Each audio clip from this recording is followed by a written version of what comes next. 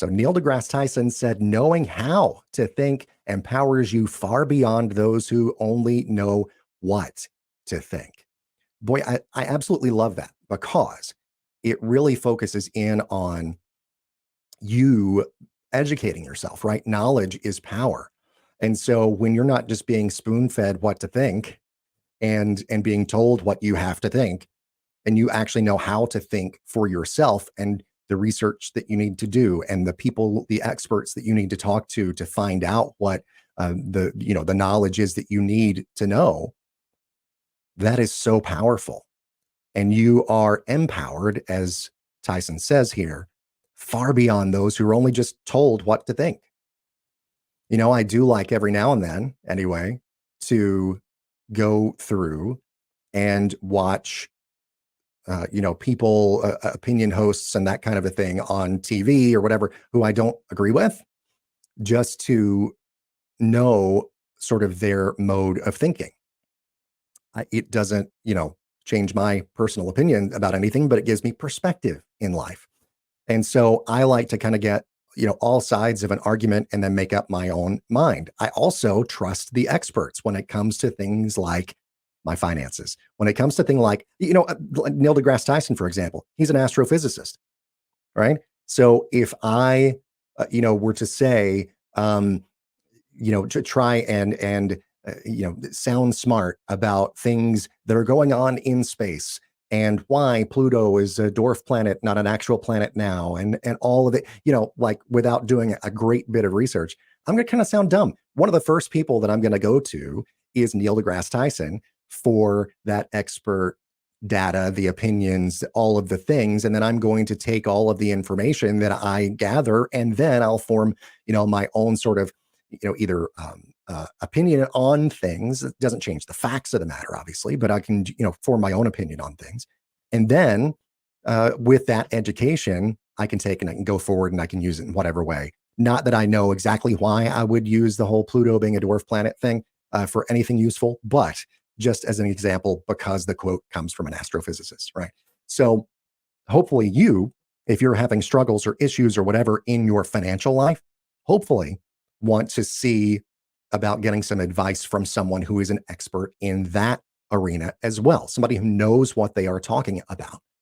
I have taken the time to get my education and my certifications and all of that to be a financial advisor, to be a fiduciary financial advisor, someone who has to look out for your best interests, to be life and health insurance licensed as well, to do things like income planning for people for their retirement years, to become a certified annuity specialist. I just got that designation here not long ago. So I'm constantly studying and learning and all of those things. And so knowing how to think and knowing where to get the information from and how to form that informed opinion of whatever topic you're talking about is so important. And rather than just being spoon-fed what you need to know, and then you're going to be not really knowing anything, right? Because you don't know how to think for yourself. So great quote there by Neil deGrasse Tyson. All right, so a bit of a market update here on the show as we start things off for this particular part of the show.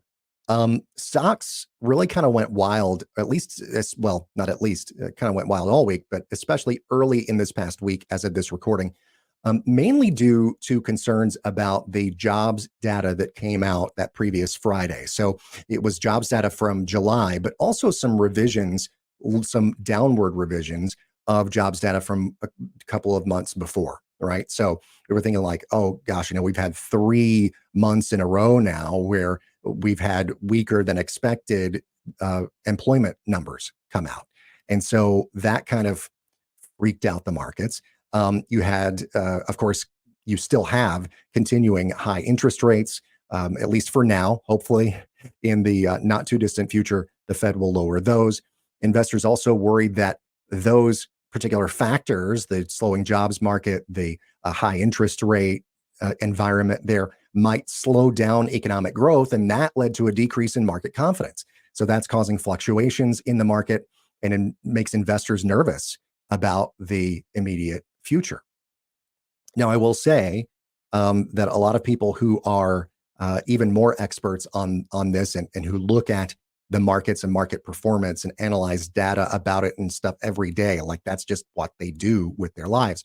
Are saying, look, this is not necessarily, it's just, some market upheaval, say in August, September timeframe, is not unexpected. Right? It is in keeping with what we were looking for, we're looking to happen this particular time of the year. Market was kind of overdue for some sort of correction. And it's not like we're in correction territory that would be down 10% from a recent high, but it's, kind of a tumultuous time, let's say, in the markets, but not necessarily an unexpected one. And a lot of the analysts that I have seen analyzing, as they do as analysts, are saying that longer term, at least medium term to longer term, things still look strong for the financial markets, at least. So if you have a lot of investments that are in the markets, what do you do in this particular time period that is seeing that upheaval, that's seeing that uncertainty, right? That's seeing all of this volatility that we saw this past week? Well, especially as you get a little bit closer to retirement age, it's absolutely natural for your risk tolerance to go down. So, you're seeing kind of in real time a lot of the market risk that people could sort of fret about, right? If you've ever invested emotionally, which is never a good thing, you a lot of times fret about, oh my gosh, the market's headed down. I need to sell, sell, sell. Well, no, that's not a good thing for you to do. You need to keep your wits about you and not invest with emotion, right? So, um, that is sort of the thing. So you're seeing that in real time, kind of the market risk that we talk about quite a bit, investment risk, right? The fact that you could, yes, lose that investment in the market if things just absolutely tank, or at least a good chunk of it, but all of it technically is at risk in the market. So you're seeing that in real time here.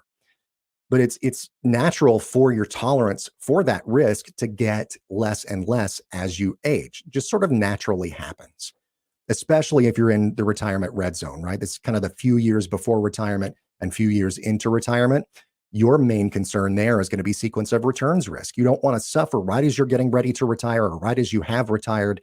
You don't want to see big losses, because then you are never going to be able to recover that. If you're having to draw down on your investments and have a big loss, you don't have as much money to live on over the long term. So you want to move into a more of a protection mode. And this is, especially true, if you've been in, say, a buy and hold type strategy for a long time, you've just been pouring your money into the same investments, for years and years and years. If you've been wanting to take some risk off the table, like a recent client of mine who said, look, I know I'm taking too much risk. I'm getting closer to retirement. I want to retire in just a few years, but I don't know exactly what to do to reduce the risk. I was able to do that for him, to show him, okay, here's how you reduce the risk. You still get a great rate of growth, but you also get protection from losses and an income in retirement. And so that is just, music to his ears as a client of mine. And that's what I do for clients all the time, is talk about not only growth, but also protection from market risk.